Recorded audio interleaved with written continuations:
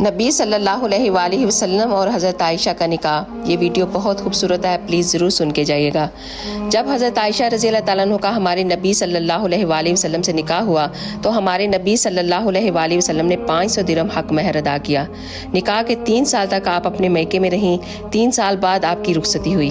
जब आप हमारे नबी सल्लल्लाहु अलैहि वसल्लम के घर तशरीफ़ लाईं तो उस वक़्त हमारे नबी के घर में आपकी ज़ियाफ़त के लिए सवाए एक प्याले दूध के और कुछ भी नहीं था, जिसे आप सल्लल्लाहु अलैहि वसल्लम ने भी नोश फरमाया और हज़रत आयशा ने भी पिया।